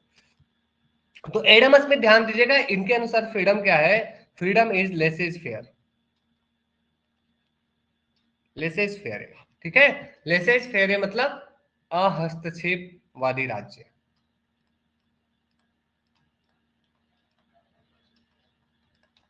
एक ऐसा राज्य जो आपकी इकोनॉमिक एक्टिविटीज में हस्तक्षेप ना कर रही हो, आप वहां ज्यादातर फ्री होंगे।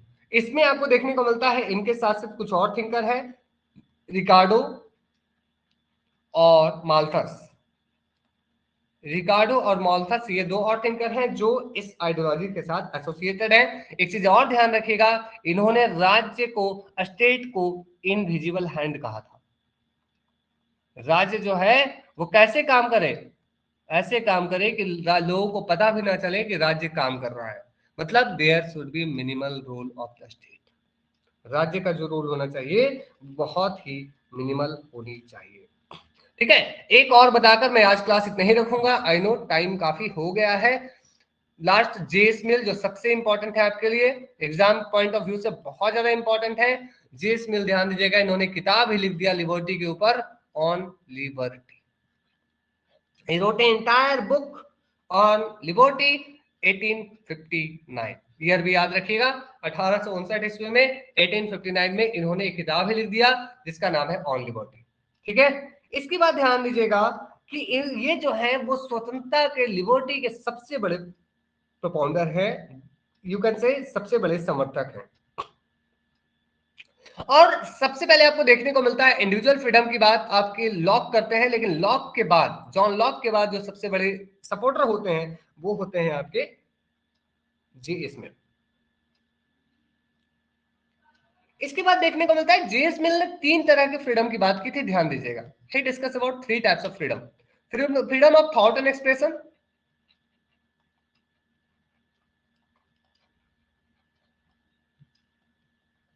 Freedom of thought and expression,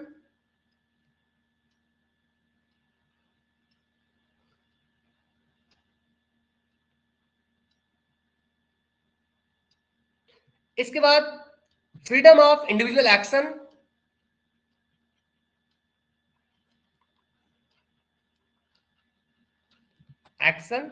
this is self regarding and other regarding. ठीक है, एक तो हो गया freedom of thought and expression, दूसरा हो गया फ्रीडम ऑफ इंडिविजुअल एक्शन, और तीसरा हो गया फ्रीडम ऑफ वर्क। ठीक है, तीसरा जो है वो है फ्रीडम ऑफ वर्क।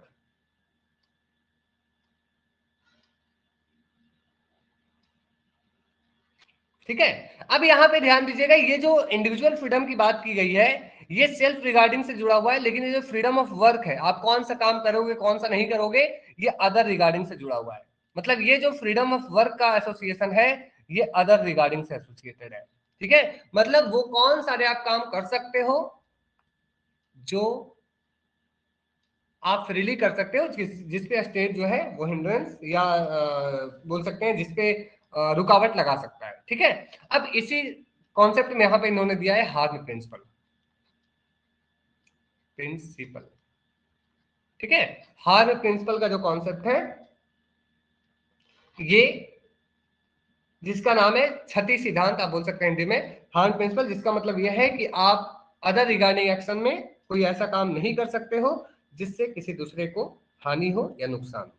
ठीक है, एक और बात ध्यान रखिएगा, यहाँ पे आपके एग्जाम में पूछा गया था, आप याद रखिए, आपसे एग्जाम में पूछा गया था tyranny of majority is associated with, तो tyranny of majority is associated, याद रखिए 2024 के क्वेश्चन पूछा गया है। अगर आपको याद हो सीयूईटी पीजी 2024 का क्वेश्चन उठा के देखिए, tyranny of majority is associated with who among the following.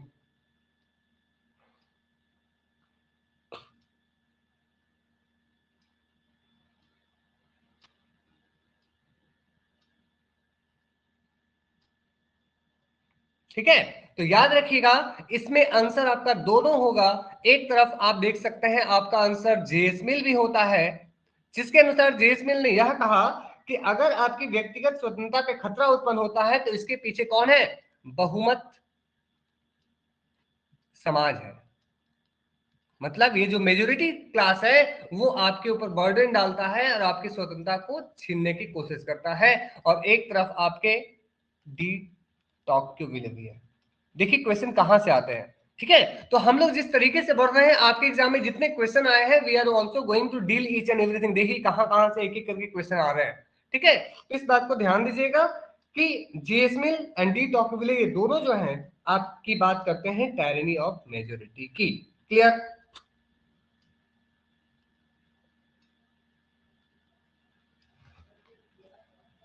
Clear everyone?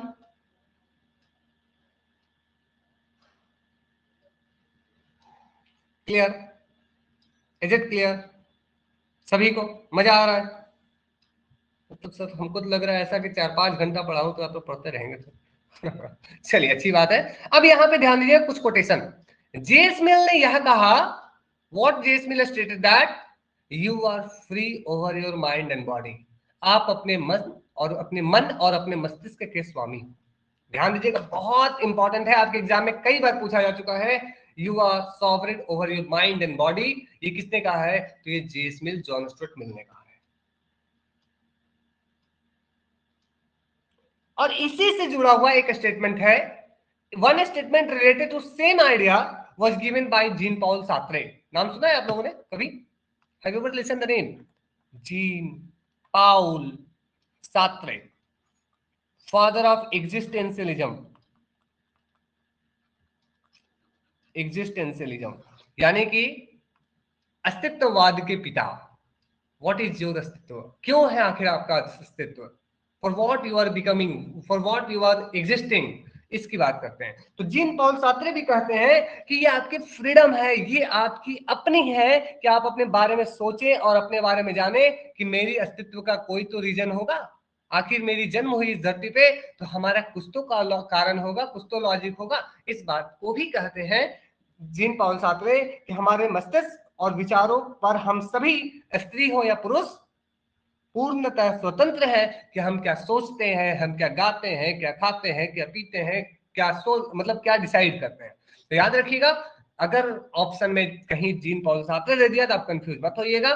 तो इस प्रकार दो ऐसे थिंकर हैं जो कहते हैं you are sovereign over your mind and body. ये बहुत इंपॉर्टेंट कोटेशन है एक्चुअली, तब आएगा जेस मिल, और इससे रिलेटेड अगर आ गया तो आंसर होगा आपका जीन पॉल सार्त्रे। क्लियर?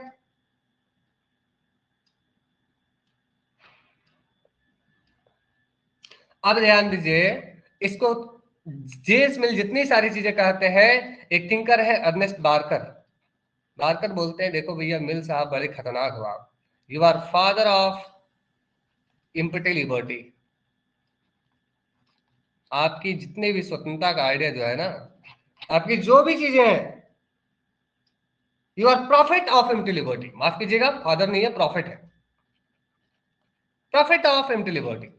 मतलब बड़े बड़े कहते हैं कि स्वतंत्रता चाहिए, स्वतंत्रता होना चाहिए, ये होना चाहिए, होना चाहिए, पर वास्तविकता में ऐसा कुछ होता नहीं है। आप लोगों को धोखा दे रहे हैं। क्यों कहते हैं और नेक्स्ट क्लास में देख लेंगे। ठीक है, सो क्लियर? मजा आया? कैसा रहा पहला क्लास जो सिस्टमेटिक चला, और थोड़ा सा हम लोगों ने अलग अलग थिंकर्स के आइडियाज को, लिबर्टी को लेकर, हम लोगों ने इक्वालिटी को तो नहीं कर पाए हम, मुझे अफसोस है, हालांकि लिबर्टी भी पूरा हुआ भी नहीं है, यही सबसे बड़ी बात है। बट अगेन आई होप कि जितने तेजी से हो सके, जितने अच्छे से हो सके, we will do so.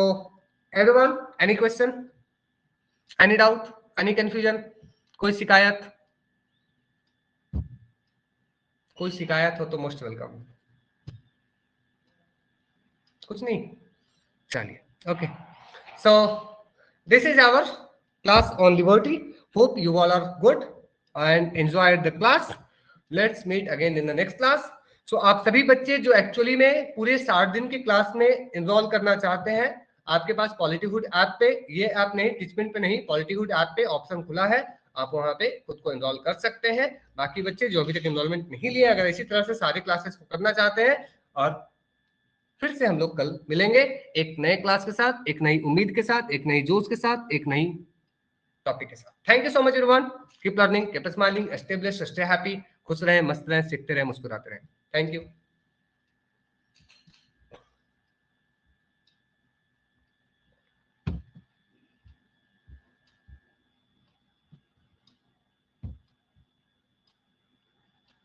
Thank you Jayshree, thank you, thank you.